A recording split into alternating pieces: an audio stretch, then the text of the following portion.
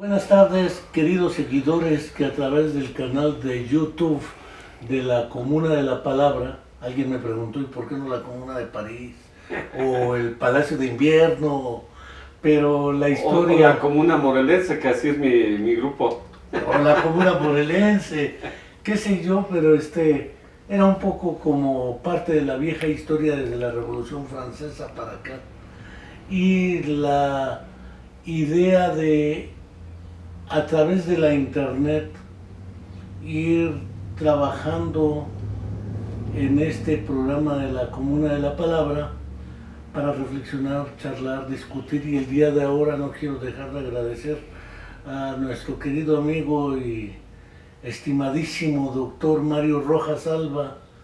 Buenas tardes. Muy buenas tardes, Enrique, y con mucho gusto aquí me invitaste y es un placer venir a platicar contigo, una persona con ese conocimiento, con ese compromiso hacia las causas sociales. Eres la segunda persona en venir para estas charlas e ir tratando de plantear algunas cuestiones relativas a la coyuntura electoral que viene, pero más allá de la coyuntura, ¿qué empujó a Mario Rojas Alba? Ya sé que fuiste diputado, ya sé que fuiste la vieja guardia fundadora del PRD desde que aquel PMS firmó con la corriente democrática la constitución del PRD en 1989, cuando todavía Berto Castillo, curiosamente Graco Ramírez, curiosamente Eduardo Valle el Búho y algunos otros firmaron por el PMS, y por la corriente democrática firmaron Cuauhtémoc Cárdenas, Ifigenia Martínez, Porfirio Muñoz Ledo y curiosamente Andrés Manuel López Obrador, que viene desde la corriente democrática del PRI. Esta idea es, tú desde esos entonces has enfrentado una serie de luchas en diversos niveles, no solo los niveles electorales. Eso te costó un exilio, un buen rato en la región canadiense, te costaron corretizas, y como decías ayer en el debate, pues te tocan fibras sensibles de los que ya no están hoy. Sin embargo, ¿qué movió a Mario Rojas Alba para entrar a una candidatura electoral? Y dos, ¿por qué por el Partido Humanista cuando ya estabas por la vía independiente? Cierro mi boquita. Mira, como académicos, tú sabes, somos quisquillosos con la precisión de los datos. Primero, te diré, estuve en el PCM, fui dirigente del levantamiento del PCM aquí en Morelos, en un momento en que habían asesinado a los dirigentes, pues vine a reconstruir la organización aquí. Y posteriormente el PCM se transformó en PSUM. Estoy haciendo un resumen. Claro. El PSUM tuvo una situación muy curiosa en Morelos. En todo el país, ¿eh? No, pero particularmente en Morelos formamos un triunvirato, o sea, no hubo una dirección absoluta, sino que formamos un equipo colegiado de 3 miembros, que en la dirección nacional pues se reían de nosotros, pero porque era el único estado que tenía una dirección colectiva, y nos respetaron. El PSUM se transforma después en PMS. Precisamente el PSUM se une con otros... con el PMT, con el PMT, particularmente son las dos vertientes, y el PST, que se decían PST mayoritario. O sea que después se convirtió en ferrocarril. Bueno, en esa etapa no, habían roto, sí. La gente que se quedó con Talamantes después funda el partido del Frente Cardenista. Pero en ese momento, cuando se forma el PMS, la fracción que se decía el PST mayoritario, con los chuchos y con tu gran amigo Graco. Nuestro gran amigo Graco. Sí, ese grupo pues se integran al PMS, y también el grupo del PMT de Berto Castillo y toda la vertiente que venía del PMS. Y toda esa historia. Sí, entonces así se funda. En esa etapa yo no estoy ya. Yo tuve yo renuncié a la diputación local, me dieron mi nombramiento, llegaron a mi consultorio y doctor, aquí está su nombramiento, mañana debe de presentarse antes era el colegio electoral. El colegio electoral. Y el colegio es el que me dio mi diputación local. Yo detecté que había irregularidades en el proceso y había cosas muy sucias y le dije al mismo que me llevó, espérate un momentito, revisé un poco las cosas y inmediatamente preparé mi renuncia. Y le dije, mira, aquí está mi renuncia, yo le entro a esto. Es una cosa largo de platicar, a lo mejor en otro momento a ti que... Claro. A nosotros que ya traemos mucha polilla revolucionaria por ahí, nos gusta platicar de cosas del pasado y de historia que tal vez a los jóvenes ya no les interese tanto, ¿no?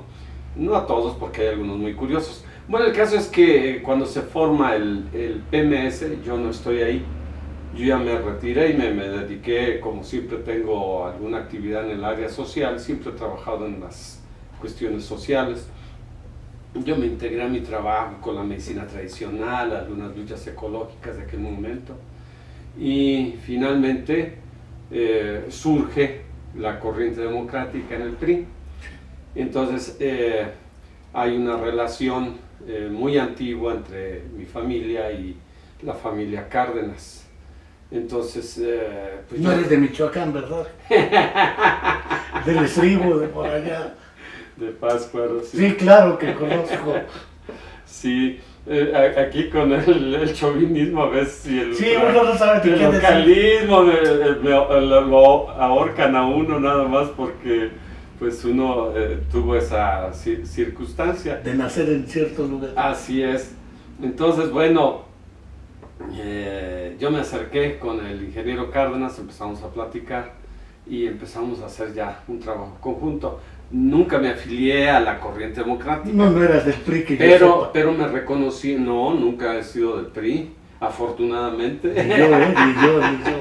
Entonces, pues empecé a trabajar ahí y fui el representante de la corriente democrática, pero sin ser afiliado a la corriente democrática. Y curiosamente, en Morelos, en esa etapa, la corriente democrática de Morelos la formamos la izquierda, gente de la raíz maoísta y alguno que otro trotskista. Y trotskistas se enteran un poquito después, pero sí, empezaron a trabajar, ya se enteran cuando se forma el Frente Democrático Nacional, participan también gente del PRT. Bien, entonces ya bueno, ahí se forma esa organización, consideran en la corriente democrática y ya formando parte del Frente Democrático Nacional, del que también fui fundador a nivel nacional y fundador a nivel local, de proponerme como candidato a diputado federal por Cuernavaca. Hay que reconocer que al principio éramos un puñadito de personas, ¿no? Y, bueno, para no ser el cansado, le entré y pues le dimos una zarabandeada muy fuerte al sistema en esa etapa. Yo saqué 42,000 votos en Cuernavaca. En esa época. En esa época. El PRI sacó 18,000 con Alejandro Mujica. Y ahora si tú ves las cifras oficiales van a decir que yo saqué 38,000, no 40 y tantos. Porque sucede que Mario Rojas le hizo fraude al PRI. Me acusaron de que yo había movido algunas cosas mal con eso del registro de candidato único por 3 partidos que me apoyaron en esa etapa. Pero no, fue una estrategia que pensamos bien, estamos queriéndola aplicar ahora, son otras épocas, otros momentos, otras dificultades, pero en fin, en aquel entonces nos resultó muy bien el trabajo y pues no se lo esperaban de esa manera, ¿no? Yo trabajé entonces los 3 años como diputado federal, ya después se forma el PRD de manera formal y participo en la fundación del PRD. En esas circunstancias, pues, participé muy fuerte en cuestiones de ecología, en derechos humanos y en varios temas. Llevé carpetas, lo que fue los fondos de jubilación y pensión del Seguro Social. Yo llevé la carpeta en el Congreso de todo eso. Logramos hacer avances muy importantes en ese campo. Todavía es una miseria lo que reciben, pero antes era todavía mucho más increíblemente bajo lo que estaban recibiendo. El caso es que pues hubo dificultades muy fuertes. Salinas asesinó en alianza con el gobernador, asesinaron a muchos compañeros. El caso es que yo tuve que salir del país. Al regreso al país yo me encuentro un partido ya muy cambiado, gente muy humilde económicamente, gente proletaria o de bajos recursos. Cuando llego, pues ya se ven personas en otras condiciones económicas, ¿no? Gente de izquierda cobrando con la derecha. Salinas aumentó enormemente los sueldos de los funcionarios, particularmente de los legisladores, y con eso empezó a hacer toda una cooptación ahí de las oposiciones y hacer una oposición mucho más a modo del mismo sistema. Yo no me pude adaptar a eso y finalmente yo rompí, pero rompí me alejé. A mí no me gusta hacer escándalos con esas cosas, simplemente uno ingresa por conciencia a un partido y así también por conciencia se va uno. Eso de llegar en grupo y salirse en grupo, me huele mucho a PRI, a ese estilo corporativista que hay, ¿no? Y donde los líderes piensan que los de abajo son sus achichincles, ellos son propietarios de la conciencia de la gente. Entonces, bueno, así tuve que salir en esa etapa. Me machetearon lo último, varias cosas que pasaron, me agarraron, me secuestraron, machetearon, hubo forcejeos, hubo varias estrategias que apliqué en unos instantes y pude escaparme y me escondí y tuve ya después que salir a Canadá. Presenté, era muy raro en aquel entonces, presenté de manera formal mi solicitud de refugio político. Se hizo un juicio muy riguroso y me concedieron en tiempo récord el refugio político.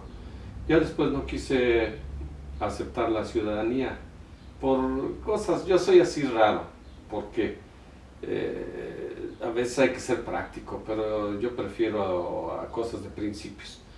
Es que la ciudadanía, cuando se da la ciudadanía, uno jura, en Canadá se jura lealtad a la reina de Inglaterra. Y para mí el imperialismo británico es uno de los más asquerosos y yo no le entré.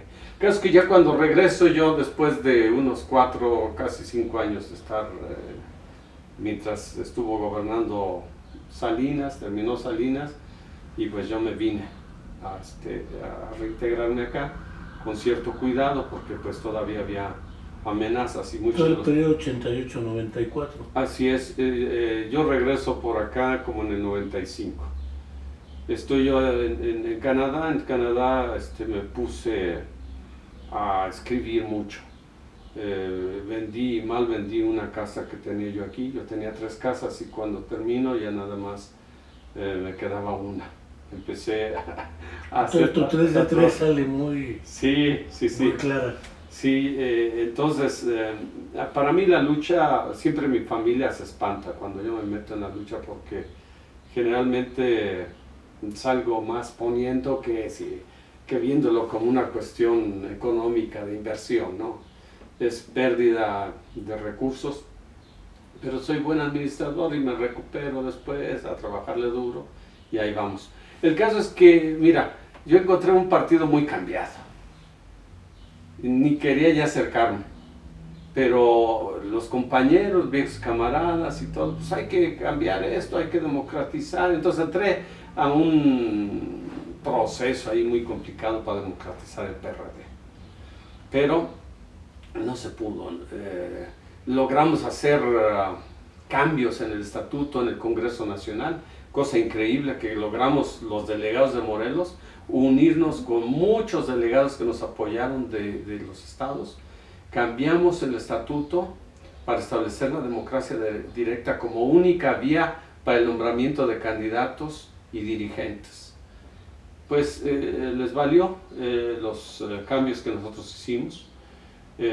Convocaron ya esta mafia que gobierna hasta hoy el PRD, convocaron a una asamblea de estatutos espuria porque no estaba contemplada en el estatuto esa figura de una asamblea de estatutos, ¿no? Y entonces ya no nos invitaron, nos marginaron a los delegados democráticos y hicieron lo que es hoy el partido.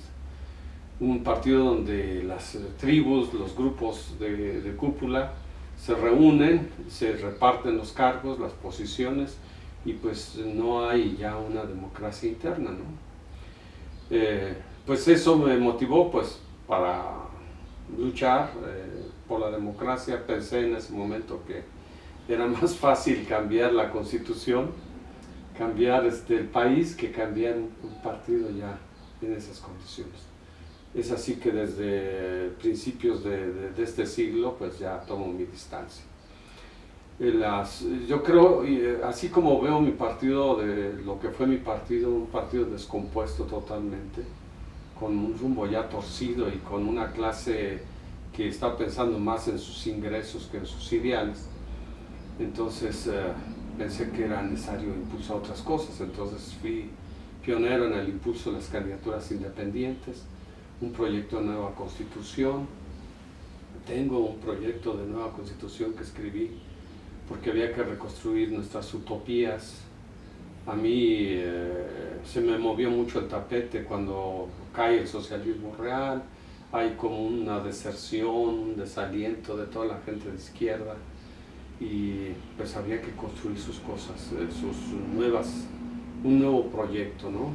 Entonces, ya teniendo como antecedente la idea de las candidaturas independientes, llegando hasta el 2018 prácticamente, decides ir por la candidatura independiente o como candidato independiente por la gubernatura del estado. Fue un poquito más complicado que eso, a lo mejor. ¿Por qué? No, lo que pasa es lo siguiente, mira. Yo estoy, antes de las candidaturas independientes, estuvimos luchando cómo hacer valer el recuadro que dice candidato no registrado. Como Valentín Campa apareció exactamente. En el, si mi memoria no me falla, en el 76, cuando López Portillo era candidato. Sí. Yo voté, ¿sabes? Por Campa. Yo venía también del partido. No, yo también, soy de mis y digo Valentín Campa para no decir Campa Santiago. Sí, pues esa idea la hemos mantenido muchos, y hasta la fecha, yo aunque estoy participando en este proceso, tengo ya y estoy convenciendo a la misma organización política para que consolidemos tres vías para el arribo al poder de la ciudadanía, la búsqueda del empoderamiento del ciudadano. Una es la vía partidista, que antes estaba vedada para todos los partidos excepto para el PRI. El PRI tenía el monopolio total. Se rompió eso, ya se abrió para los partidos, entonces se dio un paso adelante. Pero falta lo otro, el candidato independiente, ya se logró también la figura. Hay que precisar muchos detalles, pero falta el otro aspecto que tenemos que hacer. Ya está en la Constitución, ya están las boletas, pero los ciudadanos no las saben aprovechar y tampoco las autoridades validan de manera adecuada ese proceso. Entonces son tres vías que hay que luchar para que la ciudadanía tenga diferentes caminos para llegar al poder y el ejercicio del gobierno. Eso es. Indudablemente toda esta larga historia conducen a que hoy seas candidato. Así es. Eres candidato originalmente independiente. No utilizaste las tácticas de Margarita Zavala,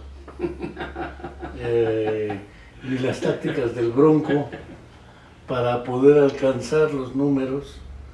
Sin embargo, pese a no haber alcanzado la cifra que solicitaba el INPEPAC, el Partido Humanista te postula.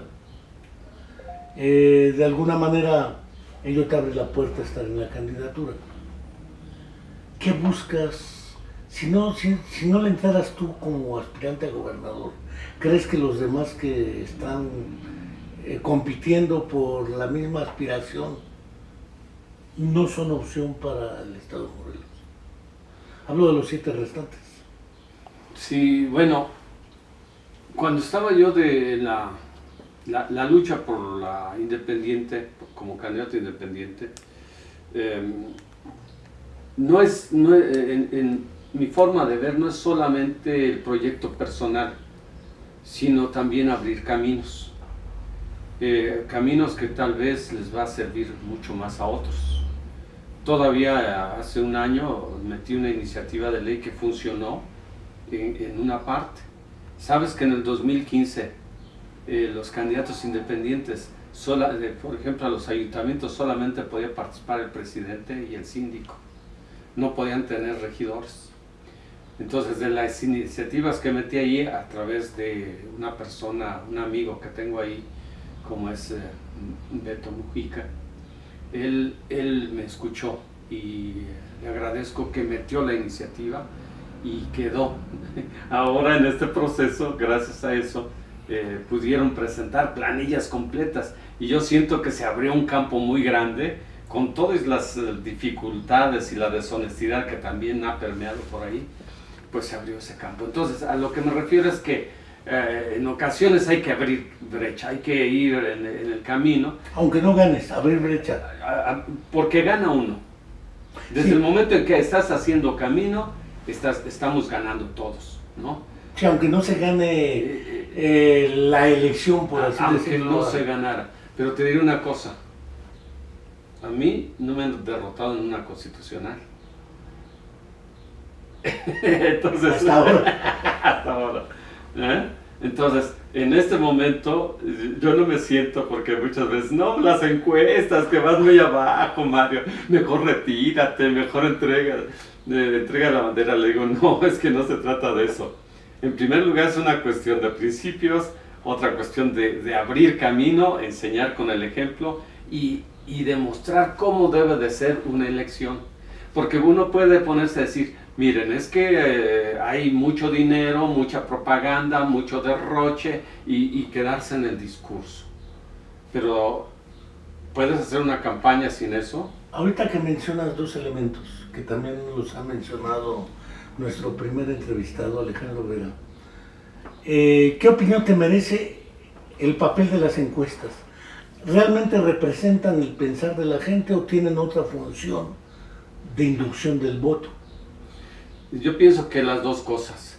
Las encuestas pagadas, obviamente, cuando se pagan, la empresa que las hace, si tiene un resultado bueno, pues las publica, ¿no?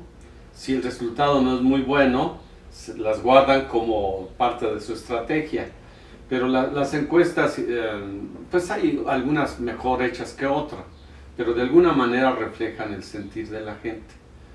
Y desde luego que, como decía yo, cuando lo dicen, cuando no lo dicen, eso es parte ya de la estrategia. ¿Y cómo lo dicen? Y cómo lo dicen o cómo manejan las cifras. Recientemente apareció una encuesta. Yo te diré de entrada, yo no he hecho ninguna encuesta. En 88 sí hacía una encuesta, casi a diario me regresaban mis brigadistas y ellos preguntaban y me daban un reporte. Sí, pero no había estas redes ni este internet. No había nada de esto, ¿no? Pero sí, en 88 nosotros sabíamos casi 20 días antes, 30 días antes, que estábamos muy arriba y el PRI no se daba cuenta. Y qué bueno. Bueno, pues ahora no he tenido yo una organización para lograr establecer algunas encuestas propias. Y no me interesa mucho tampoco. En esas circunstancias es otra situación. hay mucho más encuestas y va uno viendo lo que dicen, desde luego con cierto razonamiento de quién las hizo, para qué las hicieron y qué manejo le están dando. En efecto, nos han querido ningunear, ¿no?, a los candidatos que, en mi opinión, tenemos la mejor propuesta, y lo digo modestia aparte porque somos la gente que tiene el... Lo dices en plural, Entonces son sí, varios. lo digo, sí, cuando menos reconozco que hay tres, que somos tres los que tenemos capacidad y tenemos propuesta, que es Nadia, que es el rector, Alejandro, y un servidor. Tenemos nuestras propuestas y tenemos el perfil. Una pregunta. Es bien provocadora la pregunta que voy a hacer. No, si adelante. Tu lectura es esa unidad de proyectos claros y de gente con cierta competencia, ¿por qué no unificar ese esfuerzo entre los tres para aventar un proyecto único que a la sociedad, al pueblo, comunidades del estado de Morelos les dé la posibilidad y la perspectiva de reconocer, más que la persona, un proyecto de unidad? ¿Por qué no plantearlo así? No es una pregunta provocadora, es una pregunta pertinente y que nos hace la reflexión, ¿no? Hemos tenido la oportunidad de intercambiar algunas opiniones y te diré lo siguiente: es muy poco probable que eso se pueda dar. ¿En términos legales o en términos políticos? En términos políticos, en términos prácticos y en términos ideológicos, por varias cosas. Mira, primero, los tres que estamos, que tenemos las mejores propuestas, las mejores capacidades, tenemos una dificultad: no somos líderes de un partido. Ni son militantes Ni siquiera. somos militantes. Son candidatos ciudadanos. Somos candidatos ciudadanos. Entonces, tenemos nuestro propio equipo, tenemos nuestras, diríamos, propias seguidores, nuestra gente que nos sigue, ¿no? En algunos casos compartimos amistades con amigos que nos tienen. Algunos me tienen en primer lugar a mí, en segundo al rector, y puede ser al revés, ¿no? Sí. Entonces, si nosotros dijéramos en un acto voluntarista, ¿sí? No me parece tampoco ético que nosotros pudiéramos en un momento dado traicionar al partido que nos apoyó. O sea, no es, con todo y los asegúnes que puedas tener o las cuestiones críticas que puedas tener hacia los partidos, desde el punto de vista ético, uno tiene que ser leal con alguien que te dijo... Alguien que te abrió la puerta. Sí, que le da a uno la oportunidad de aparecer en la boleta, ¿no? Para empezar. Entonces, es una cuestión de ética, otra cuestión práctica. Si nosotros determinamos por nuestra cuenta hacer una situación de ese tipo, que yo no lo haría, porque no encontrarían una situación tan grave como esa en mi historia, en mi vida, ¿no? De dar la espalda a alguien que yo me quedo a morir de la batalla, ¿no? Allí donde está, al menos que el partido tuviera sensibilidad y pudiera acompañar una idea de este tipo, que sería entonces una decisión generosa de las organizaciones que tenemos atrás. Y yo te diría que esa actitud, con todos los asegúnes que pudiéramos tener, yo sí la podría tal vez lograr. Pero no creo que el PANAL, no creo que el Verde Ecologista tuvieran un mínimo de posibilidad siquiera de discutir esto de manera sensata, tranquila, inteligente, y que buscáramos eso. No lo veo, no lo siento. Entonces, tenemos esa situación. Sí, yo le estoy planteando esto en el sentido de que cualquiera de los tres, quienes se fueren, abdicaran, sino en buscar la posibilidad, en efecto, de poner una agenda al frente. Sí, sí, eso sería lo ideal, pero te digo, yo no veo en el panal ni veo en el verde un mínimo de vida, de vida partidista, pues, ya no democrática. Sí. ¿No? Hay líderes que son dueños totalmente de esas organizaciones y que tienen intereses nacionales y que tienen sus intereses locales muy específicos y los van a seguir por ahí. Entonces no sería ético para los tres, no sería tampoco políticamente viable por esas situaciones concretas de los partidos. Bueno, voy a partir entonces de una premisa hipotética. Supongando, dijéramos, en cierto lenguaje coloquial, que Mario Rojas Alba arrasa y es gobernador. ¿Qué plan de trabajo, qué programa? Porque no creo que ninguno de los candidatos esté en posibilidad material, por ejemplo, de acabar con la violencia, acabar con la delincuencia, así como lo dijo Graco, en 18 meses acabo o me voy, etcétera. Eso trasciende a la voluntad de una persona, porque son problemas muy estructurales. ¿Qué ofrece Mario Rojas Alba si llega a ser gobernador? Mira, si alguno de los tres llegáramos al poder, yo creo que hay suficiente equipo, ¿no?, para llamar. Pero yo en lo personal, si llegara en esa condición, obviamente invitaría al rector, invitaría a Nadia y a secretarías importantes para trabajar juntos. Y no solamente a ellos, sino de la sociedad civil, de otros grupos. Hay personajes y partidos que definitivamente yo no intervendría en cuanto a que estuvieran cerca en mi trabajo. Pero sí, apertura y en la formación por ejemplo, la cuestión de la seguridad, bien lo dices, se va a convocar. Yo tengo en mi plan, en mi proyecto, a un Consejo Estatal de Seguridad. Un CES. Que va a estar, donde va a participar la sociedad completa, incluyendo desde las iglesias, las que hay, los que quieran participar en su carácter de ministros. No es un órgano político, es un órgano que representa a la sociedad completa. Los empresarios, las organizaciones sindicales, no me interesa de su filiación política, los partidos, se tendría que formar un gran frente estatal y igualmente en cada municipio. Porque bueno, mi plan de seguridad ya lo he estado planteando, bien, se sustenta sobre todo en un giro tanto ético como organizacional. Ninguno de estos, ningún modelo de seguridad va a funcionar o puede funcionar si no es con la participación del pueblo.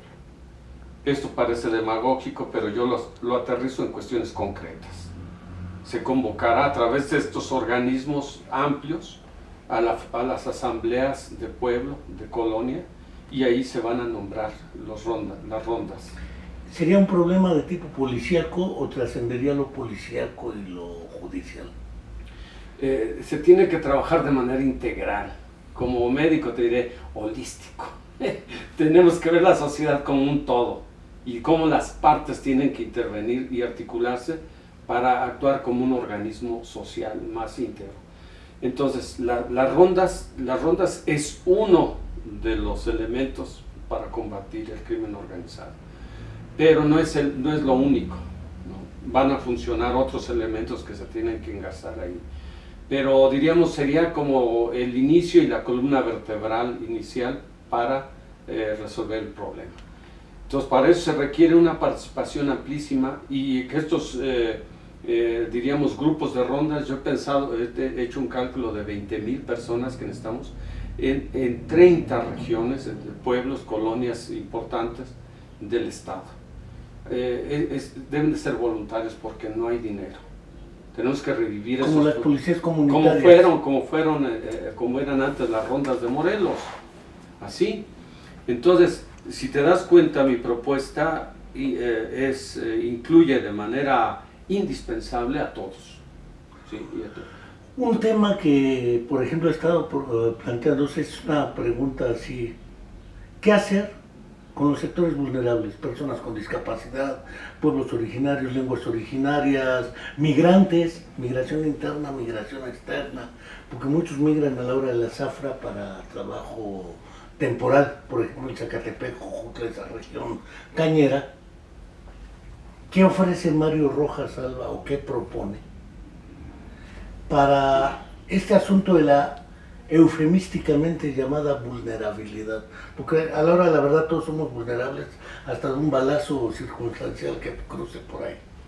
Pero hablemos de poblaciones vulnerables, personas con discapacidad, los niños que ahora los utilizan hasta para campañas políticas sucias, cuando eso viola hasta el acuerdo 165 de la OIT, de la prohibición del trabajo de menores en acciones políticas, militares o laborales. Y mira que ahí están en la propaganda.